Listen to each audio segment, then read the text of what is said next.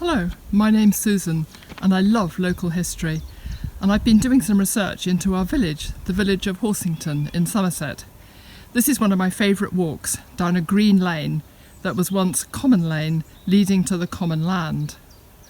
And I'm going to show you first of all what the lane looks like, and then we'll do a little bit of the history on it. It's a magical place. In the spring it's full of wildflowers, cowslips, carpets of orchids, lots of shade as you can see that we're coming into, and we've still got a few of the orchids flowering now. If I show in to show you there, beautiful orchids.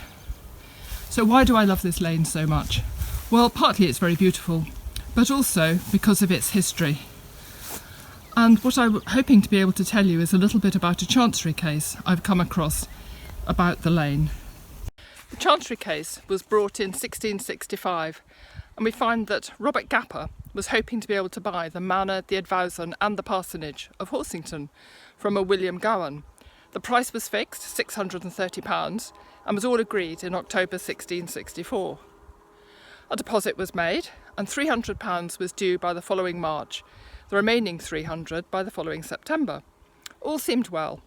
Robert Gapper, however, found that although he had paid his deposit, nothing had proceeded beyond that stage, and he was upset and brought the whole case to Chancery. He had the remaining money, he was willing to pay, but he hadn't been given the deeds. He also claimed that he'd been given permission to enter into the land, but no deeds to back it up. So did he own the manor, the advowson and the parsonage or not? He felt not, and was pretty upset about this, as you can imagine. As in so many Chancery cases, there is another side to this. And we find that actually what had happened is the agreement had been made, the money was right, the deposit had been paid.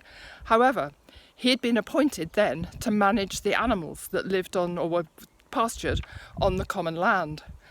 And he'd done this incredibly badly. He'd upset all the tenants, he'd forbidden some of them from taking their animals onto the common land, which they'd been doing for hundreds of years, as was the manorial custom.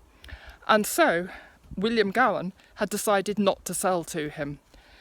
So we then find that the animals were being looked after properly in the end. Robert Gapper backed out of the whole thing and life continued. The local rector had also claimed that he owned the manor, the advowson and the parsonage.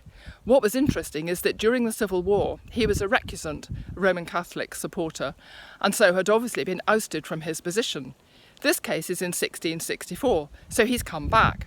So is he now trying to claim what he thought was probably rightfully his, certainly as far as the advowson and the parsonage were concerned? What about the manor? So this is what I love about research. There is always more to do, and with this village there are so many interesting things to find. The follow-up from the Chancery case will of course be the manorial records, to find out exactly who did own the manor at this time and what happened to it and what happened to the tenants. Is there anything in the manorial records about this case? So, future to come, lots more research, and I'll just give you one more lovely picture of the orchids that I'm standing beside. Here we are with the orchids again, which just makes history so interesting, to have natural life and beauty of the flowers brought into it. So my favourite walk, Green Lane, which is the common lane leading to the common land, and a Chancery case. What more could I want? And manorial records to look at as well. This is the joy of local history.